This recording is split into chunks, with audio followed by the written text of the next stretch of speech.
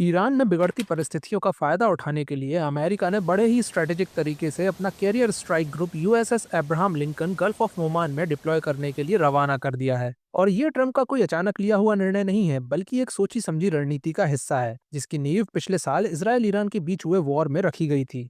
दरअसल जून 2025 में Israel Iran पर अचानक मिसाइल और एयर स्ट्राइक से अटैक कर देता है और ईरान के टॉप कमांडर हुसैन सलामी को मार गिराता है। इसके रिटेलिएशन में ईरान अब तक का सबसे घातक मिसाइल और ड्रोन अटैक इसराइल की तरफ लॉन्च कर देता है, जिसकी वजह से यूएस तेल अवीव के बचाव में अपने B-2 बॉम्बर से ईरान की इंपॉर्टेंट न्यूक्लियर फैसिलिटीज और मिलिट्री एस्टेब्लिशमेंट को पूरी तरह डिस्ट्रॉय कर देता है।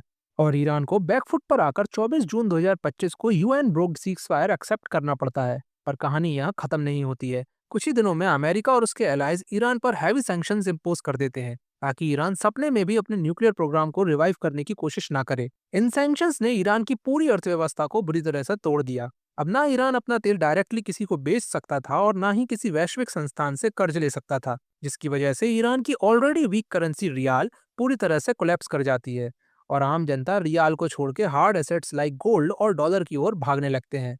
इसका नतीजा ये हुआ कि ईरान की इकोनॉमी हाइपर इन्फ्लेशन के लूप में फंस गई, जिसकी वजह से रोजमर्रा की चीजें कुछ ही महीनों में 70% तक महंगी हो गईं और सरकार ने लोगों को राहत पहुंचाने के बजाय अपनी मिलिट्री स्पेंडिंग्स की ओर रिसोर्सेज डाइवर्ट कर दिए। इस सिचुएशन से परेशान व्यापारियों ने 28 दिसंबर 2025 को तेहरान के फेमस ग्रैंड बाजार में सरकार के खिलाफ स्ट्राइक्स शुरू कर दी।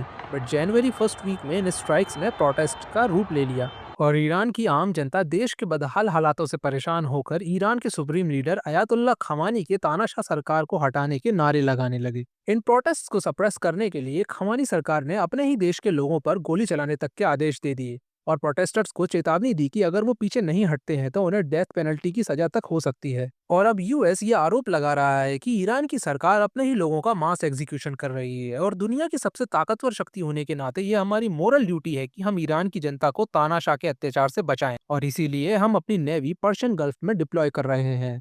पर इस डिप्लॉयमेंट का रियल रीजन तो ईरान की पिछले 40 सालों में सबसे वीक सिचुएशन को एक्सप्लॉइट करके यूएस के इंटरेस्ट को सिक्योर करना है। अब या तो यूएस खमानी सरकार के ऊपर प्रेशर बिल्ड करके अपनी शर्तों पर सरेंडर करवाना चाहेगा, या तो इंटरनल अनरेस्ट के चलते तख्ता पलट करवाने की कोशिश। बट ईरान में वेनेजुएला जैसे ऑपरेशन की पॉसिबिलिटी को भी फिलहाल नकारा नहीं जा सकता है। और इस प्री प्लान तरीके से यूएस ने ईरान को अब ऐसी सिचुएशन में खड़ा कर दिया है जिसमें से निकल पाना ईरान के लिए आसान नहीं होगा। अब देखना यह है कि अली खमानी यूएस के इस जाल से बाहर निकलने के लिए कौन सी स्ट्रेटेजी अपनाते हैं।